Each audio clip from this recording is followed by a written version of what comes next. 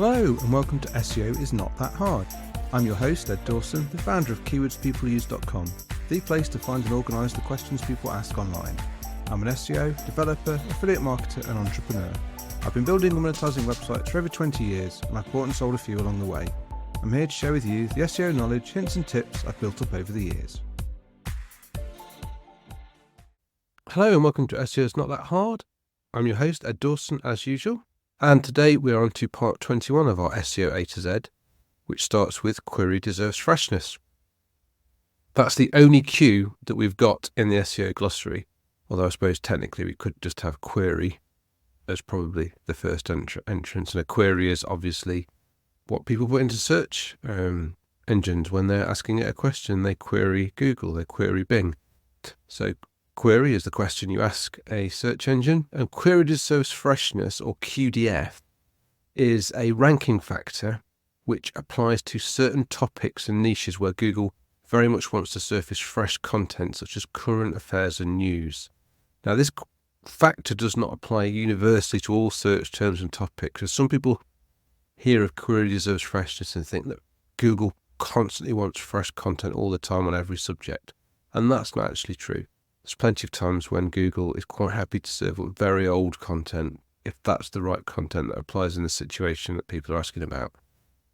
Robots.txt, there's plenty of guides and pages on there that are over 20 years old in some cases. They still get traffic. So you don't have to just produce fresh content. However, if your topic is one which does deserve freshness, so especially if it's a news topic, it's a trending topic, so say some big event happens worldwide, could be the Olympic Games, that kind of, which is coming up at the moment, that kind of thing might all of a sudden have a QDF factor applied to it, where it's a breaking news story and Google is going to try and surface the freshest, newest content on it. So that's query deserves freshness. So that's it for Qs. There's not many Qs. If you think I've missed any, do let me know and we'll get them added in.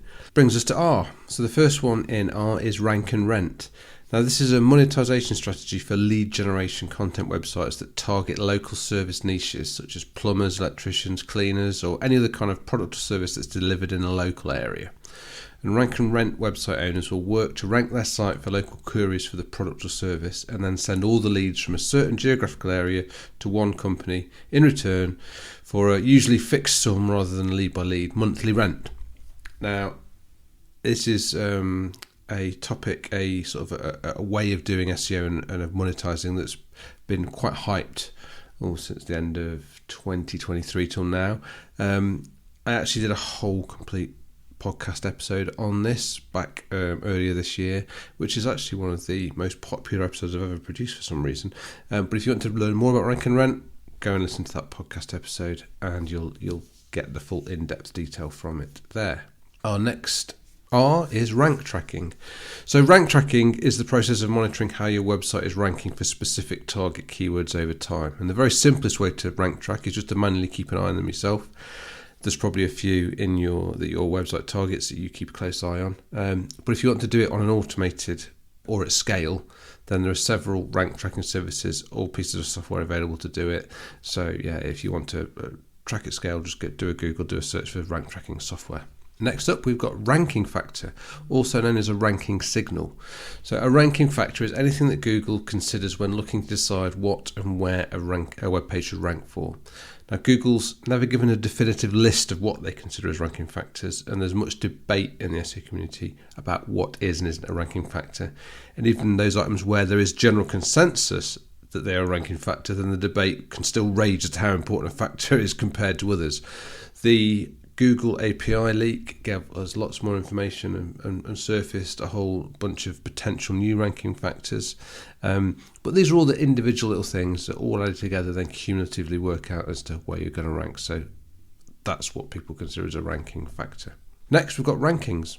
So rankings is just a shorthand for Google search engine result pages. So if people say, how are you doing in the rankings? What they mean is how you're doing in those search engine results. The next R is reciprocal link. So where two websites have an agreement to link to each other, it's called a reciprocal link. They reciprocate each other's links. It's probably best considered a grey hat term, and if done in excess, it could lead to a penalty. Now, that's not to say you should worry about linking to a site that links to you. It's quite normal in many circumstances for two sites to be related and that they link to each other. What will become suspicious if Google sees you have a huge amount of reciprocal links with lots of sites, especially sites that aren't topically related to you, and you can be seen that you are doing this as a way of manipulating the search rankings. So at scale, potentially problematic, but where it makes sense, completely normal, and don't worry about it. Next time is reconsideration request. So if you've ever received a manual penalty for breaching Google's guidelines, then you can submit a reconsideration request in your Google Search Console to ask for that penalty to be reconsidered. It's best practice to do this after making changes to your site to reverse whatever had caused the original manual penalty, because they will tell you when they penalise you, they will tell you in Google Search Console what the reason for the penalty is. It might be a bit of a broad reason, but they will give you information to what it is, and then you want to take action before doing the reconsideration request, because if you don't take any action, they're very unlikely to make any actual changes. Next, we've got redirect. So if you move or remove a web page, you can use a redirect to tell Google and other web browsers where to go for the page's new location or its replacement. The most common ones of these are 301 redirects and 302 redirects. A 301 redirect tells the search engine that this is a permanent change, so this page has permanently moved from one place to another. A 302 redirect says this is a temporary change. You might temporarily be taking a page away and redirecting the traffic to a temporary holding page, for example. So a 302 redirect says to the search engine, I've just temporarily moved this page, come back later because it might be back where it was. The original page might have been returned. Next up, we've got redirect chain. Now these are related to redirects because a redirect chain occurs when there are multiple page redirects between an initial request and a final served page. So for example, if page A redirects to page B and then page B then redirects to page C, you see these hops or these chains. So redirect chains should be avoided where possible, as A, they slow down the page loads as each redirect has a loading overhead. And long chains of redirects may cause Googlebot to abandon a crawl. And I think five redirects is the maximum number of redirects it will do before giving up. Additionally, you do also lose a small amount of page rank for every hop in a chain, which compounds the more hops you have. So you can use site crawling software such as Screaming Frog to search for and report on redirect chains so you can resolve them. So because obviously ideally you don't want to have these chains exacerbate over time. And if you've got an old site where lots of redirects have been put in place over time, you might find these chains start to happen without you really noticing them. So that's why you should use the crawling software to find and act on them. Next, we have related searches. So related searches is a search feature in the Google search results that shows similar related searches to your original search query that other users have made. And I'm surprised that this is something that people don't talk about more. We actually use it in keywords people use when you do a search for any PAA. We'll always give you the related searches that also are surfaced along with that, and you can then go and interrogate them, because it's a good next step in your keyword research to look at those related searches to your original broad match term that you were looking at. So yeah, those related searches. Next, we have relevancy. So relevancy is a concept based on the idea that links from sites or pages that are more relevant topically to your site or page will carry more weight when it comes to determining ranking than those from sites which are less relevant topically.